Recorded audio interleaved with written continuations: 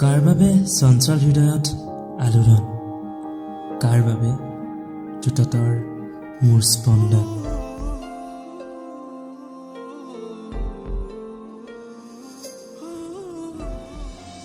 আকাশলৈ চালো, মেঘবোৰো উফন্দি আহিছে। তোমাৰ মুখখনলৈ মনত পৰিল, স্মৃতিবোৰ যেন মৰা নাই। তোমাৰ হৃদয়ৰ বাগিচাত যদিও মোৰ নাম নিষিদ্ধ, তথাপি সদায় হৈ থাকিব আবদ্ধ। জীৱনতে